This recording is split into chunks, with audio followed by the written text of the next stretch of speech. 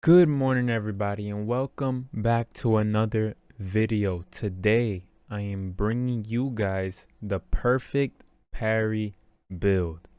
Now, the question is this a good build? Should you build perfect parry? Well, for you to save your honor and not have to waste it, I got you guys. I did the grinding. I spent all my honor on these rerolls, a lot of trash rerolls, and I got the perfect parry build. And today I'm gonna tell you guys if it's worth doing. So let's just jump right into it. Let's start off with the gear, of course, and we're gonna start off with the sword. So for your sword, you have two options. You can either go Master's Katana, or you can go Yoshitsune's hand. So I'm gonna start off with the Master's Katana. You could go with the Master's Katana because you get every stance, right? Why wouldn't you want every stance? And then with the perk at the bottom, you could just slap on that intimidating counter because we're gonna be building perfect parry, window, and counter damage. So you're gonna be getting perfect parries like it's nothing. Like when I tell you guys you get perfect parries all the time, you're gonna be getting them all the time with this build. Alright. An intimidating counter, 50% chance to also deal damage to nearby foes. That'll happen pretty often. Getting an intimidating counter isn't hard when you're always doing it, and a 50% chance is a 1 in 2, so your odds are pretty good. So when you use the Master's Katana, it allows you to have every stance while keeping these perks. The reason you could also use Yoshitsune's hand is because Yoshitsune's hand has a 30% chance to stagger a target after knockdown. When you get a perfect parry, the amount of staggering damage you do to a person is like it's high. You'll almost stagger them. You usually won't stagger them all the way, but you will almost stagger them to where they just need like one or two more hits, maybe 3 hits.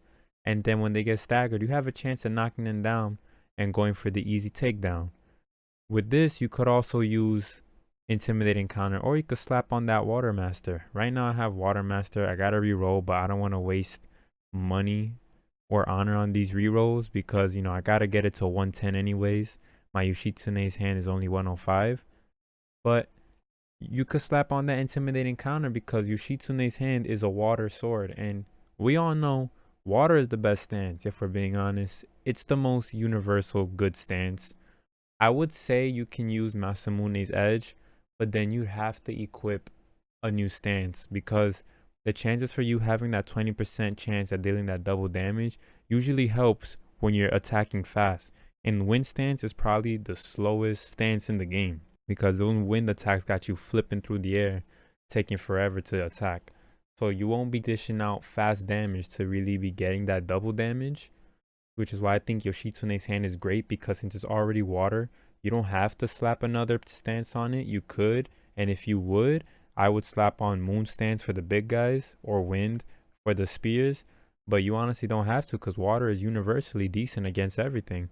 And you could put on that water master to even, improve it since it's your only stance, or you could slap on that intimidating counter that you're going to be getting all the time. Those are the two swords, Yoshitsune's hand and the Master's Katana. Both of them with perfect parry window plus 12% and counter damage plus 20%. Next, we got the bow. Honestly, the bows don't really play much into this.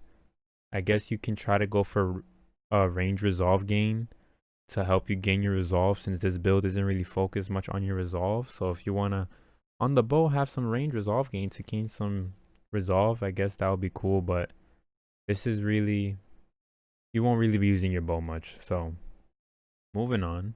Next up in the charm, we got Enjo's Remorse.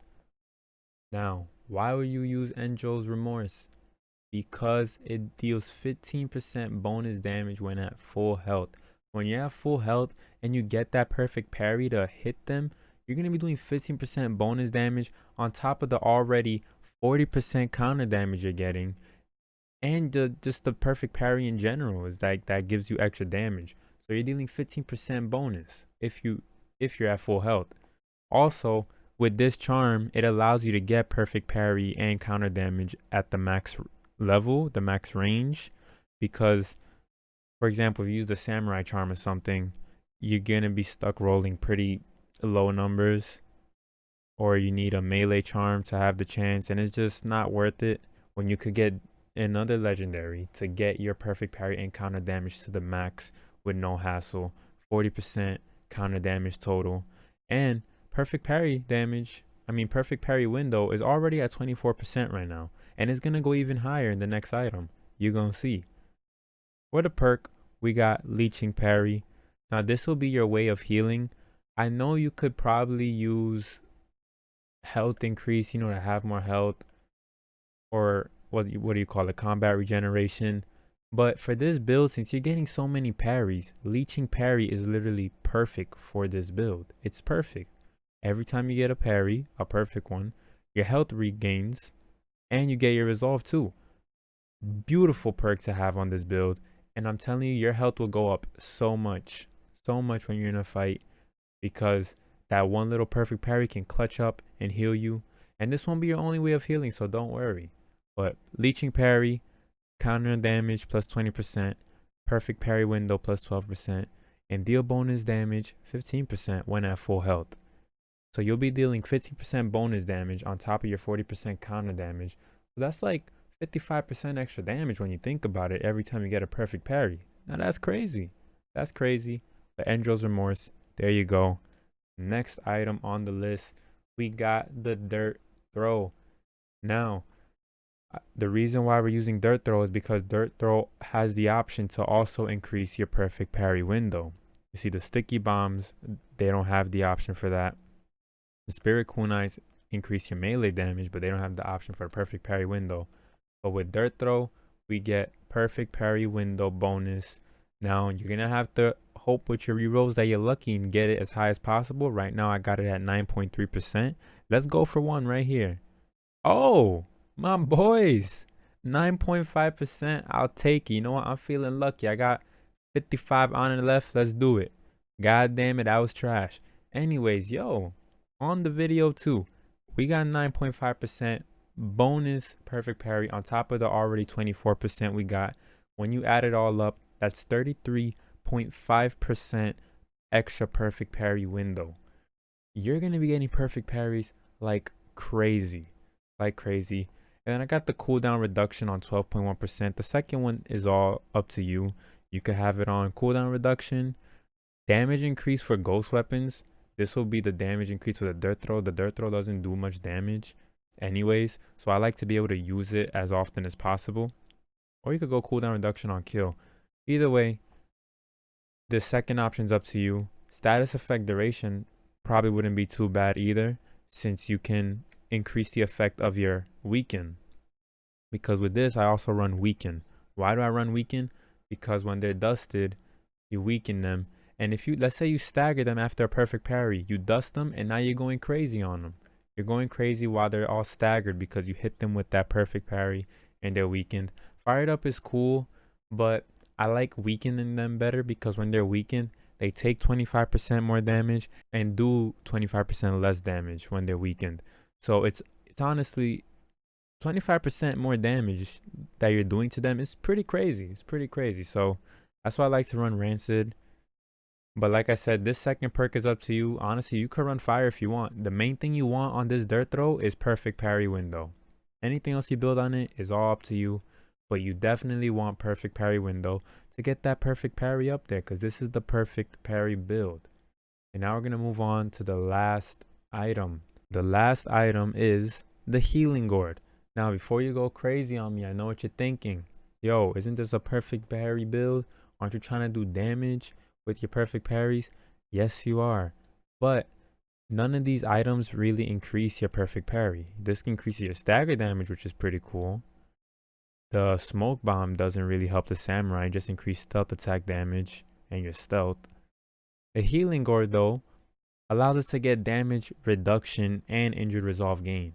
The reason why I run this is not even just for the healing, but for the damage reduction. When you're going for a perfect parry, if you're sitting there waiting to get that perfect parry, maybe you're low on health and you want to get a perfect parry to heal up, you don't want to accidentally die because you messed up on your parry and you just get hit. With damage reduction, that reduces your chances of dying so quickly because you're taking less damage.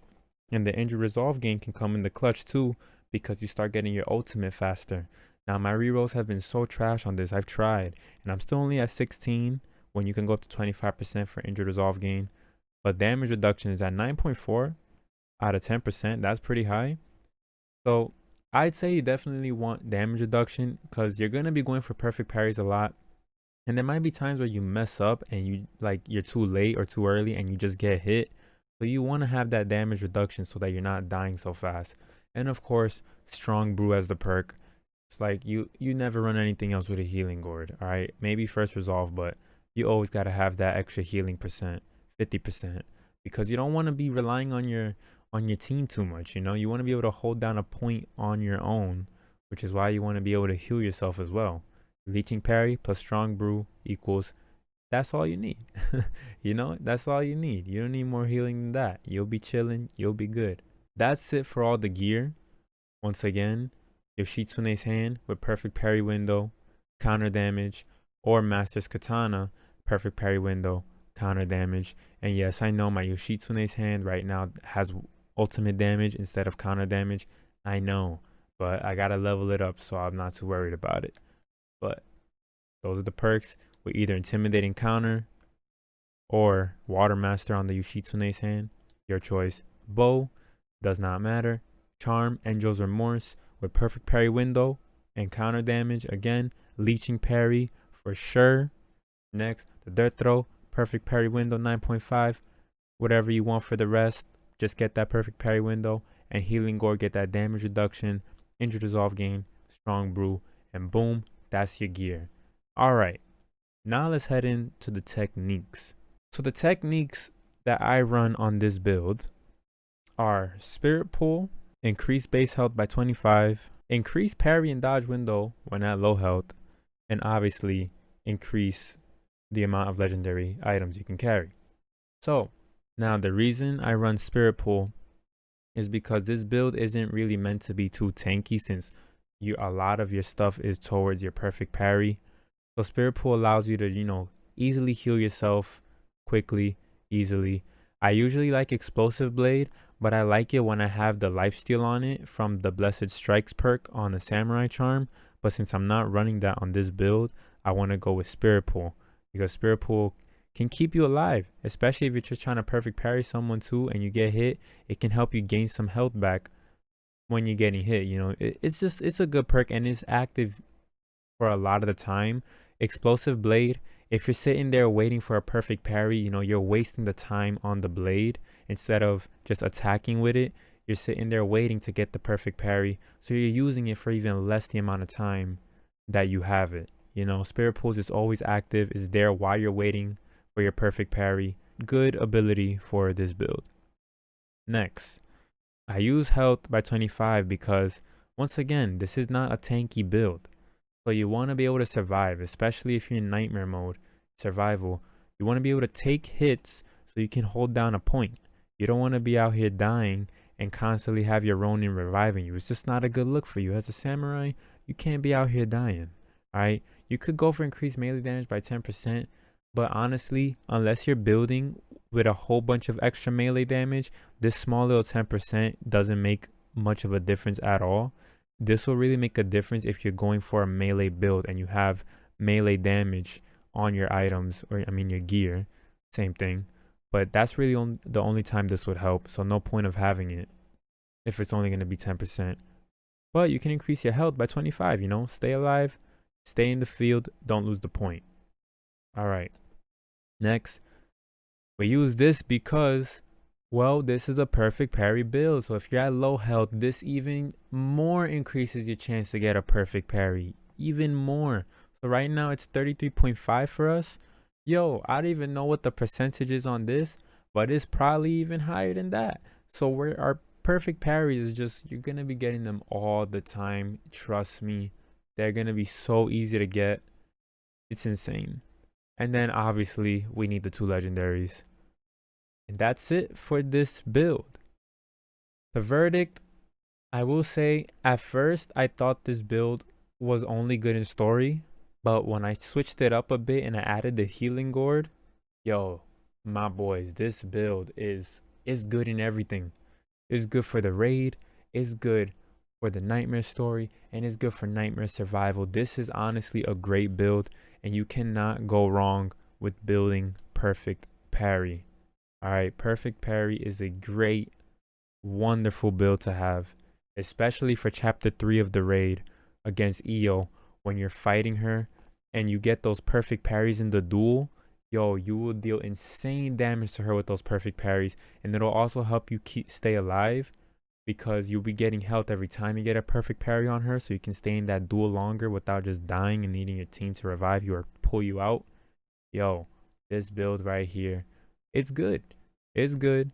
I'm glad I, spent the time getting the honor and re-rolling for it. I'm glad it wasn't a waste, because, perfect parry is kind of questionable, but I decided to go with it, and it does high damage, and it's a great build overall. And that about wraps up this video.